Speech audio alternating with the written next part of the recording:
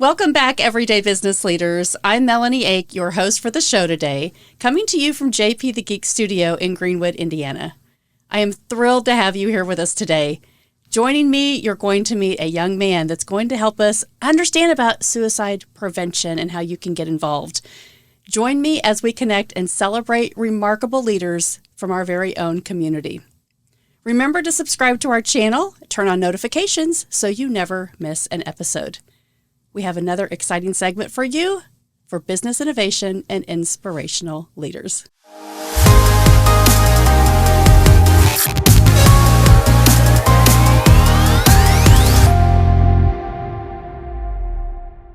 Welcome, Zyler Ogden. I'm so excited that you're here today. Well, thank you for having me. This is great. And Christie, you decided to join us, and I know that you're going to have a lot of value to add to it. Well, it was really nice to meet you, and thank you for having us. Yes. All of you know that have been following me. There's so much happening this year that I've been involved in a girls program at Shortridge High School, and we were granted funds to run a leadership program every single day. And my stepfather is from Winchester, Indiana, which is in Randolph County, where you're from. Your story touched my heart because you are doing amazing things in Randolph County. So I want all of our viewers and followers to hear your story. Understand that this affects everyone and what they can do to help you in your mission, okay? Okay. All right. So, Zyler, talk to us a little bit about, how old are you and where do you go to school? I am 14 and I go to Union School in Modoc. Okay. And you're involved in basketball, and I know you guys are hockey fans, so Yep. How long have you been playing basketball? Ever since I think it was 6th grade. That's when I started. Mm-hmm. What do you love about basketball? Just being able to get out there and have teamwork with others and meeting new people. Mm-hmm. Meeting new people. And I know your story, for those who have not heard this before, you had a special friend, and that's really why we're here today, because we're celebrating the things that you have been inspired to do through that friendship. So talk to us about when you met Mackaillah. I met Mackaillah in 7th grade. We were friends. We weren't the closest, but then towards the beginning of 8th grade, we started getting closer and closer and closer. And then all of a sudden we clicked and we just started having more fun together, and it just was a good friendship from there on out.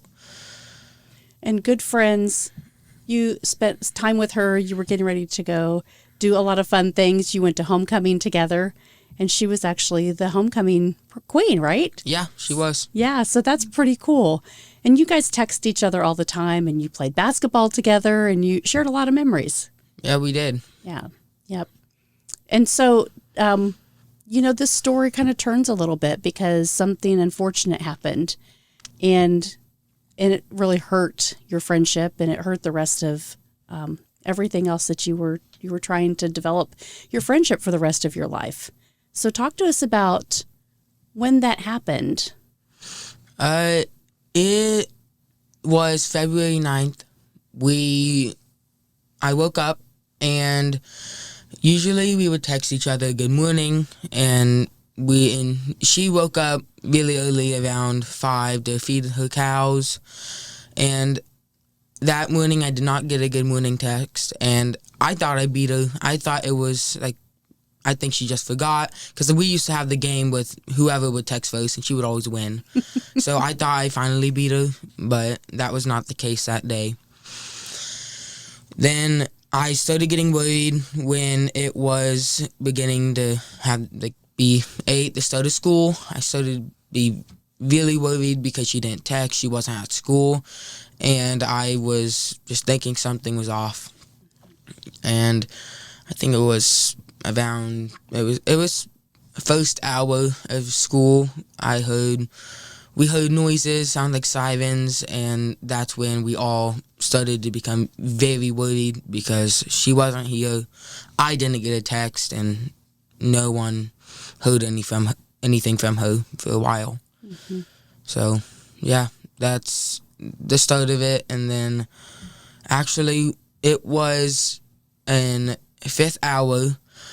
we were called up to the office, and we were told that my mom and dad were coming to tell us something, but we did not know what it was. Me and my sister, Zoe, we were just in a room until they got there, and that's when they told us the news that Mackaillah was not with us anymore.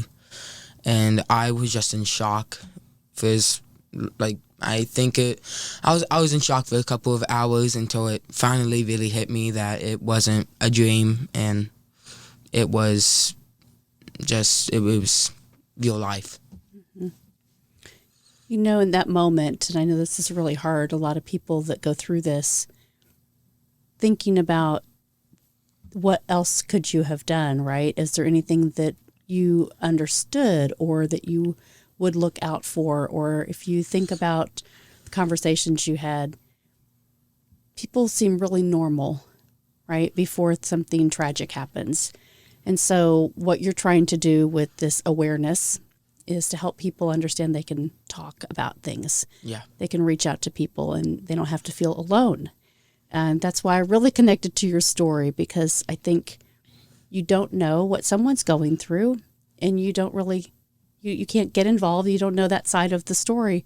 However, what you can do is make people aware to feel safe. Yeah. So you, after this grieving process, this has not been that long ago. And so I'm sure that you think about Mackaillah every day. Yeah, I do. Mm-hmm. So what did you do next to think about how can I honor her? A lot of people might just have grief. So my grieving process is what I've learned. It's different from others. I think it was actually the next day after I woke up, and I was thinking, what can I do? And I was talking to Mom, and I came up with the idea of making bracelets. I actually have one on right now. On the front, it says Mackaillah, and on the back, it says you're not alone. And I got 100 of those, and I went around my school and passed them out for the people that wanted them. And that was the start of what I knew what I was going to do to make a difference. I love this. And so other people that didn't know Mackaillah, they started to understand her story through you, right? Through you saying, I want to do something. I want to take action. Mom, tell me about how you just said wow, I had no idea that he had this kind of entrepreneurship, but also this heart to serve other people. Zyler's heart has always been huge. That's, every teacher conference, he is just the kid that's helping the kids that are struggling. He is the nice kid. He's the kid that cares about how other people are feeling. So that part of this was not a surprise to me at all, that he wanted to go out of his way to make sure that our community didn't go through this again. His mission is that no other community has to go through this again. So I was not surprised by his heart. I'm just incredibly proud of him, because it is a hard thing to do for an adult to stand up and talk about this, let alone a 14-year-old. Yep, absolutely. I'm so proud of you. I just think that the community really needs to hear your story, because like I told you before we even went on the air, there are many people that would just say, it's my personal grief. I only knew this person for a little bit. I don't really have this lifetime connection. But as kids, I think that shapes our lives. Everything that we do, the people that we know in our school years, they're our friends, and they shape everything that we do the rest of our life. Yeah. So for you to have the courage to say, I want to do something and take action on it, it's just tremendous. It's tremendous. So I heard you have some money that you have raised now because of these bracelets.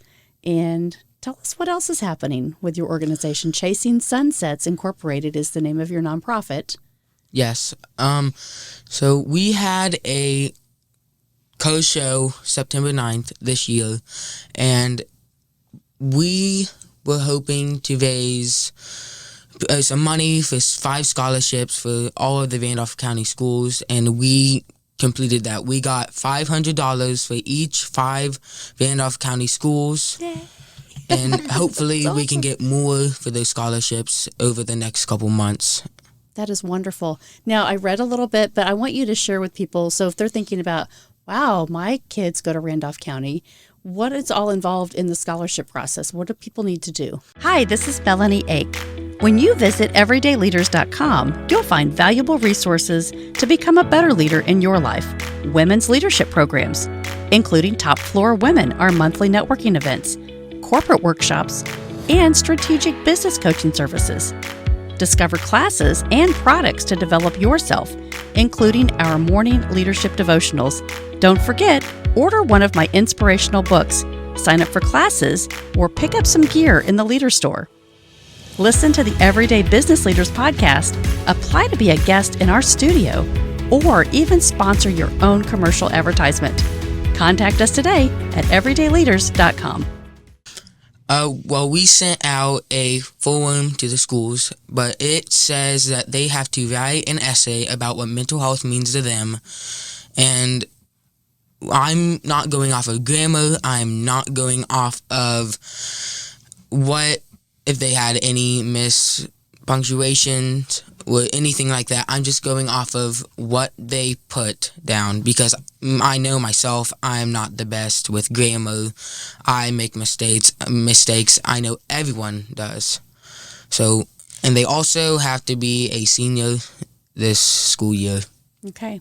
So going into their senior year this year, they need to be a senior to apply for this. And so you're going to just take all these applications. If you get thousands of them, you're going to read every single one of them and evaluate. Yeah, I'm going to read them, and then we will, as a team, we will go through and we will choose 5 from each school, and we will decide who gets a scholarship. Because another reason why I'm doing the scholarship is because I know some people, it's been hard, and I think that if we can do this, it can also spread the word that you're loved and not alone. Because if we can get this out, it can help us grow. We can help others, because sometimes it can be rough. Absolutely. I've pulled up some statistics because I know during your story there were a lot of other organizations that are connected to this. Girl Scouts, Boy Scouts, Girl Coalition, but it also affects boys. And so when you look at statistics, you know, it's all in what you want to read in the statistics. But I think the awareness is kids are being affected by this every day. Yes. How do you think, because you're right now, what grade are you in? I'm in 9th. You're in 9th grade. So during COVID, you were in middle school. And we know as adults, those are the toughest times of your life sometimes. And having the ability to connect socially can really help you with the rest of your life, like we've talked about. You were during COVID during those times for several years. And so kind of being isolated going through those last few years, talk to me about what that felt like from your perspective. From my perspective, I really just being by my house, like at my house by myself, it was boring, and I felt like I wanted to go out and hang out with my friends, talk to people, and it was pretty rough being just in the house the whole entire time, because you couldn't socialize, you couldn't do sports outside, you were stuck in your house, couldn't do almost anything besides text or call over the phone, and it was rough for me, and I know it was probably really hard for other people as well. So your campaign with Mackayillah's bracelets, that you're loved and you're not alone, did that come from thinking about, you know, if you're alone? COVID really hurt a lot of people. There were a lot of suicides from all different age groups. But I think this message resonates so heavily because people want to be connected again. Are you finding that in school? Are kids more, wanting to do social things even more than they were before COVID happened? Yes, I have noticed that. I see that I've actually talked to some people that some of them say that they don't like school, but there's more people that say that they really like school just because of being able to socialize, being able to talk to people, just those 5 minutes of talking to someone can help change anything in your life. Absolutely. What you're doing is so great. And I know there are a lot of people in the community, they're going to watch this and say, how do I get involved? What do I do? Mom, I know you guys are doing some things in December. Talk to us about what's coming up December the 2nd. You guys said you have an event happening? Yes. So December 2nd, we are actually going to be in an event in Avon. It's going to be a vendor fair to promote suicide awareness. And we actually met Josh and Natasha Evans. They actually own Cardinal Innovations. And we met them. They had invited us to a teacher appreciation fundraiser that they were doing for us to set up our booths and sell our Chasing Sunsets t-shirts. And we went to that. We were very new into this. You know, we really didn't know what we were doing yet. And they invited us and welcomed us with open arms. So after we left, they surprised us with this event that they're hosting in Avon in Chasing Sunset in Zyler's honor. And they are going to, right now there's 50 vendors.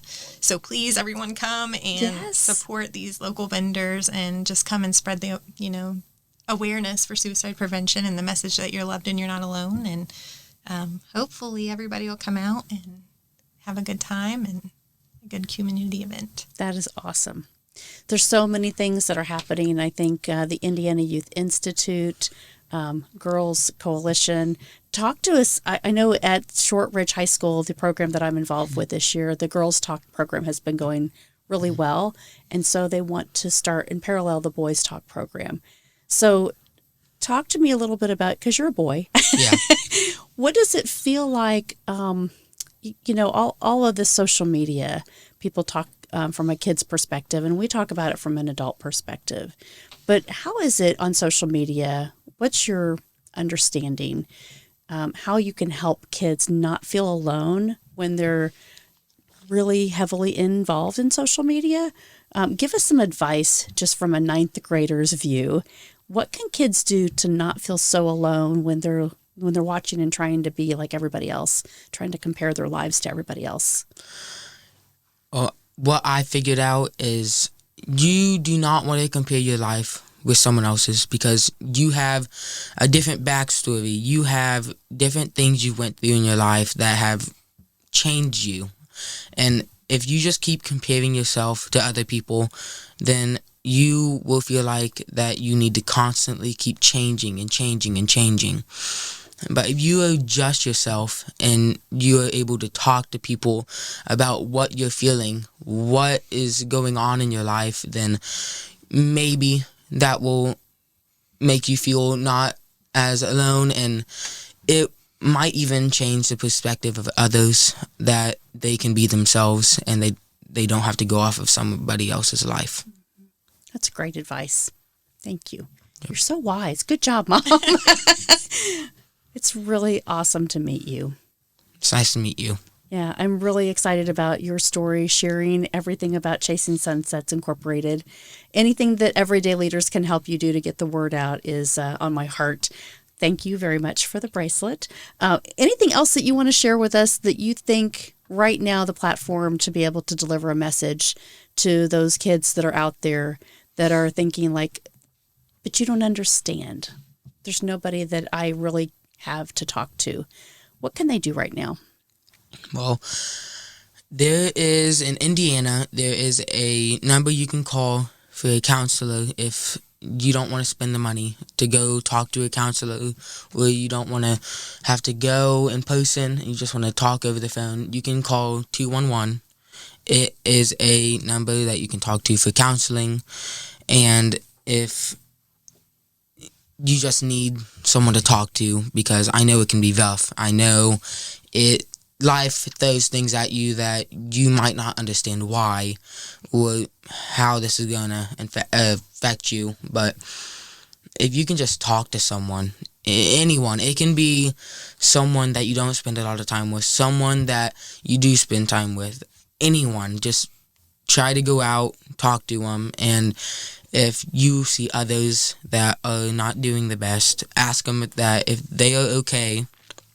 And then if they say no, let them talk to you. And then after they're done talking, just take in everything that they said and just tell them what you think, and try to help them and make sure that they know that they're loved and not alone. I love that. Thank you, Zyler. Yep. Thank you, Thank Christy. you. This has been great to have you all in the studio. Please come back. Okay. Share Okay. what's happening. Hopefully we'll be able to see you on December the 2nd. All right. Hopefully. So. Yeah. Great. Thank you. Great show, guys. All right. So thank you very much for tuning in to all of you, everyday business leaders. If you're an organization, you can get involved in this nonprofit, Chasing Sunsets Incorporated, and join us on December the 2nd. I hope you were inspired to think and grow differently about your business and your life in being involved in the community. Remember, the journey of growth, of innovation never ends. You can step forward and take action today. Stay tuned for more episodes filled with wisdom, innovation, and inspiration.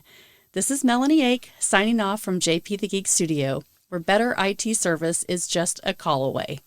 Own it, secure it, and protect it. Until next time, don't forget to subscribe to our channel so you never miss an episode of these great stories.